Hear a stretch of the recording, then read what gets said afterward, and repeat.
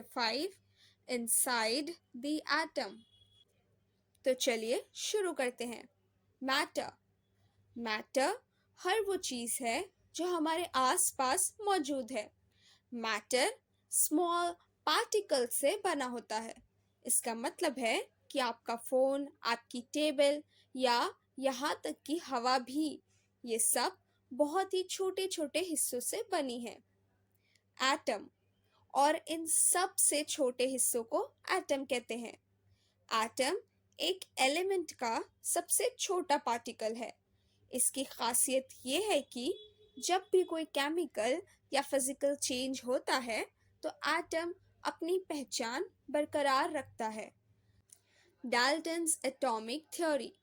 अब हम बात करेंगे जॉन डाल्टन के एक बहुत ही इम्पोर्टेंट थ्योरी की, जिसे कहते हैं डाल्टन्स एटॉमिक थ्योरी। इमेजिन कीजिए हमारे आसपास जो भी चीज़ें हैं, जैसे ये पेन, ये बोर्ड, ये हवा, ये सब किससे बनी है? डाल्टन ने कहा कि ये सब बहुत ही छोटे पार्टिकल से बनी है, जिनको उसने एटम्स नाम दिया। डाल्टन की थ्योरी के मेन पॉइंट्स को हम एक एक करके समझते हैं।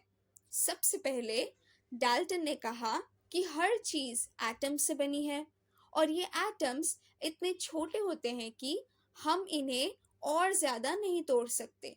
मतलब एटम्स इनडिवाइजिबल और इंडिस्ट्रक्टिबल होते हैं। जैसे अगर आप एक बिल्डिंग ब्लॉक को तोड़ने की कोशिश करें तो एक पॉइंट पर आकर आप उसे और छोटा नहीं कर सकते, वैसे ही एटम सबसे छोटा हिस्सा है। Number 2, identical atoms of an element. Dalton ने बताया कि अगर आप एक ही एलिमेंट के एटम्स को देखें, जैसे कि गोल्ड के एटम्स, तो वो सब एक जैसे होंगे। उनका साइज, उनका मास, सब कुछ सेम होगा। लेकिन अगर आप गोल्ड के एटम्स को सिल्वर के एटम से कंपेयर करें तो वो एक दूसरे से अलग होंगे। हर एलिमेंट के एटम्स की अपनी अलग पहचान होती है। तो in simple words, Dalton atomic theory हमें बताती है हर मैटर एटम से बना है। एटम्स को हम और नहीं तोड़ सकते। एक ही एलिमेंट के सारे एटम्स एक जैसे होते हैं और अलग अलग एलिमेंट्स के एटम अलग अलग होते हैं। Thomson's plum pudding model. अब हम बात करेंगे जे थॉमसन के एक बहुत ही इंटरेस्टिंग मॉडल की, जिसे हम प्लम पुडिंग मॉडल कहते हैं। इमेजिन कीजिए आप सबने वाटरमेलन तो खाया होगा, राइट? थॉमसन ने एटम को एक वाटरमेलन की तरह सोचा। Positive charge. एटम का जो पूरा पॉजिटिव चार्ज होता है वो उस वाटरमेलन के रेड पार्ट की तरह पूरे एटम में फैला हुआ है। तो वाटरमेलन का रेड पल्प है पॉजिटिव चार्ज। इलेक्ट्रॉन्स।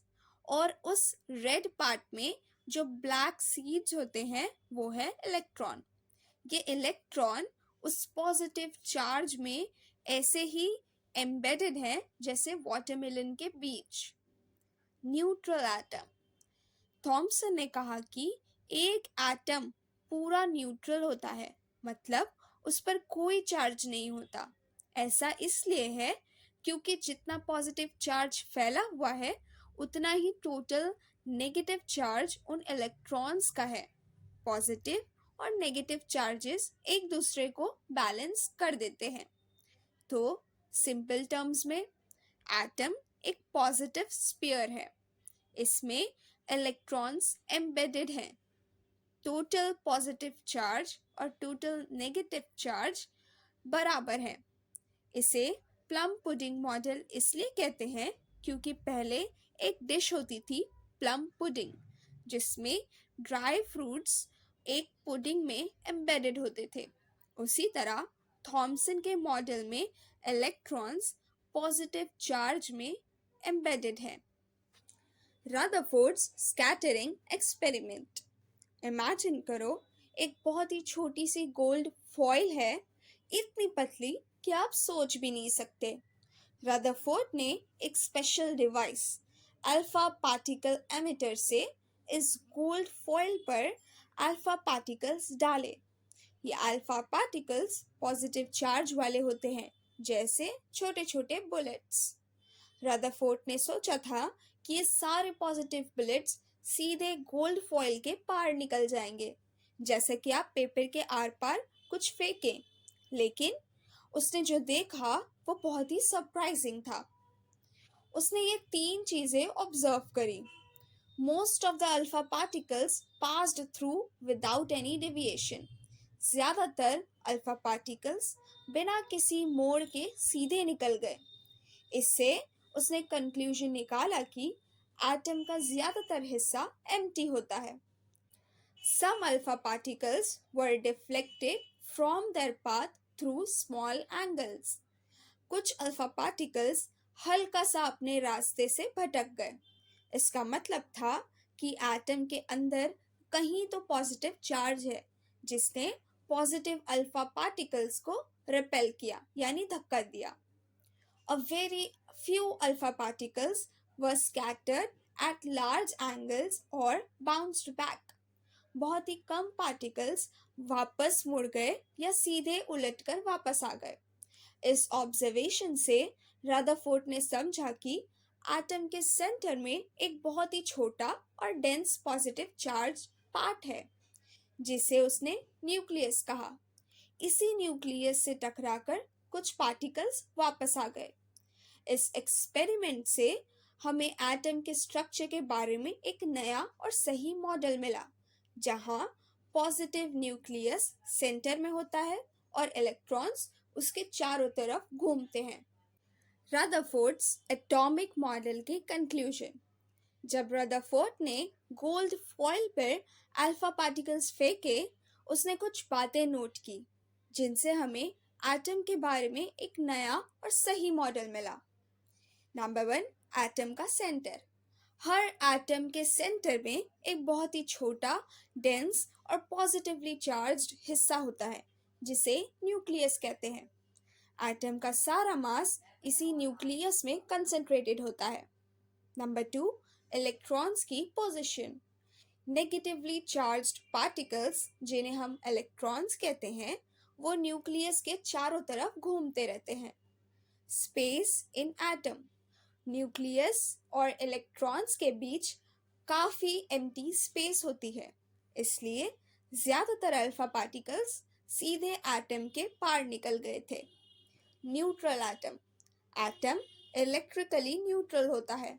ऐसा इसलिए होता है क्योंकि न्यूक्लियस पर जितना पॉजिटिव चार्ज होता है, उतना ही टोटल नेगेटिव चार्ज इलेक्ट्रॉन्स पर भी होता है, और ये चार्जेस एक दूसरे को बैलेंस कर देते हैं।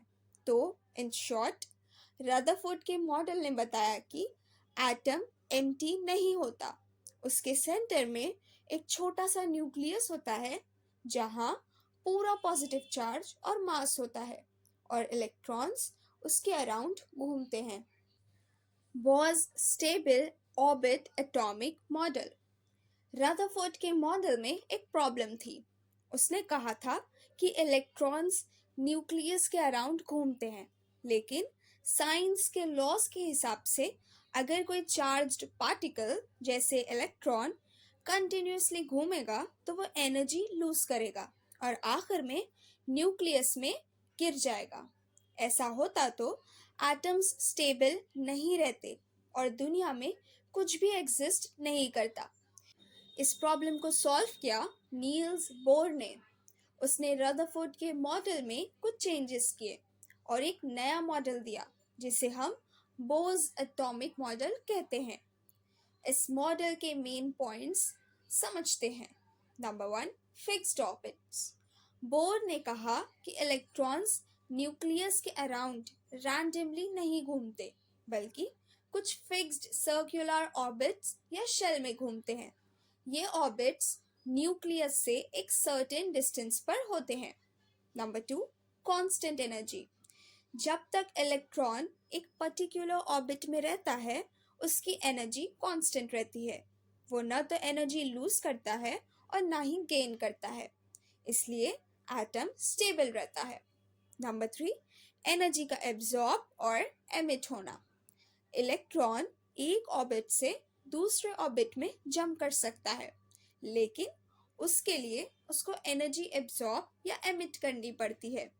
अगर इलेक्ट्रॉन अंदर वाली ऑर्बिट से बाहर वाली ऑर्बिट में जंप करता है तो वो एनर्जी एब्जॉर्ब करता है। अगर वो बाहर वाली ऑर्बिट से अंदर वाली ऑर्बिट में जंप करता है तो वो एनर्जी एमिट करता है। Number 4, energy differences.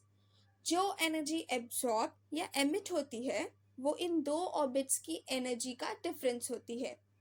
बोर के इस एटॉमिक मॉडल से हमें पता चला कि एटम्स स्टेबल होते हैं और इलेक्ट्रॉन्स स्पेसिफिक एनर्जी लेवल में ही एग्जिस्ट करते हैं। इस मॉडल ने मॉडर्न एटॉमिक थ्योरी की नींव रखी। अब हम एटम के स्ट्रक्चर और उसके अंदर के पार्टिकल्स के बारे में बात करेंगे। जैसे एक घर ब्रिक से बनता है, वैसे ही एक एटम भी कुछ छोटे छोटे पार्टिकल्स से बनता है। इन पार्टिकल्स को हम सब एटॉमिक पार्टिकल्स कहते हैं। Atomic structure. एटम्स के मेन दो पार्ट्स होते हैं। नंबर 1 न्यूक्लियस, जो सेंटर में होता है। नंबर 2 एक्स्ट्रा न्यूक्लियर पार्ट, जो न्यूक्लियस के बाहर होता है। इन दोनों पार्ट्स में टोटल 3 तरह के सब एटॉमिक पार्टिकल्स होते हैं। चलिए इनको एक एक करके समझते हैं। Number 1 proton. प्रोटॉन पर पॉजिटिव चार्ज होता है। ये न्यूक्लियस के अंदर रहता है। एटम का पूरा पॉजिटिव चार्ज प्रोटॉन्स की वजह से ही होता है। इसका मास 1 U यानी 1 डाल्टन होता है, जो काफी हैवी होता है। इसका सिंबल है P। Number 2 neutron. न्यूट्रॉन पर कोई चार्ज नहीं होता, ये इलेक्ट्रिकली न्यूट्रल होता है। ये भी न्यूक्लियस के अंदर ही रहता है प्रोटॉन्स के साथ। इसका मास भी प्रोटॉन के मास के बराबर होता है, यानी 1 U। इसको हम N से आइडेंटिफाई करते हैं। Number 3 electron. इलेक्ट्रॉन पर नेगेटिव चार्ज होता है। ये न्यूक्लियस के बाहर सर्क्युलर ऑर्बिट्स में घूमता रहता है। इलेक्ट्रॉन का मास नेग्लिजिबल होता है, यानी न के बराबर। ये प्रोटॉन और न्यूट्रॉन से लगभग 1800 टाइम्स लाइटर होता है। इसको हम E- के सिंबल से आइडेंटिफाई करते हैं। Atomic number and atomic mass. In particle से ही हम एटॉमिक नंबर और एटॉमिक मास निकालते हैं। एटॉमिक नंबर जो Z से आइडेंटिफाई होता है। एक एटम में जितने प्रोटॉन्स या इलेक्ट्रॉन्स होते हैं उस नंबर को एटॉमिक नंबर कहते हैं। एटॉमिक मास नंबर न्यूक्लियस के अंदर के पार्टिकल्स यानी प्रोटॉन्स और न्यूट्रॉन्स के टोटल नंबर को एटॉमिक मास नंबर कहते हैं। Electronic configuration. इमेजिन करो कि एक एटम एक बिल्डिंग है और उसके इलेक्ट्रॉन्स उस बिल्डिंग में रहने वाले लोग हैं। ये लोग कहीं भी रैंडमली जगह पर नहीं रहते, वो सब अलग अलग फ्लोर्स पे रहते हैं, जिनको हम शेल्स या ऑर्बिट्स कहते हैं। और हर फ्लोर की एक कैपेसिटी होती है कि उसमें कितने लोग आ सकते हैं।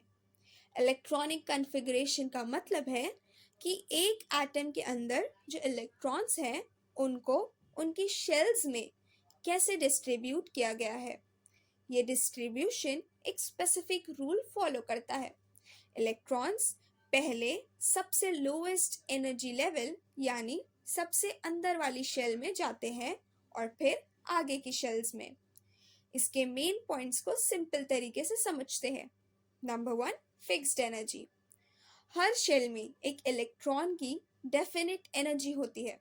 जो शेल न्यूक्लियस के जितना पास होता है उसकी एनर्जी उतनी ही कम होगी। Number 2 shells. सबसे अंदर वाली शेल को के शेल कहते हैं, उसके बाद एल शेल, फिर एम शेल और आगे भी। के शेल की एनर्जी सबसे कम होती है। जैसे जैसे हम शेल नंबर बढ़ाते हैं शेल की एनर्जी भी बढ़ती जाती है।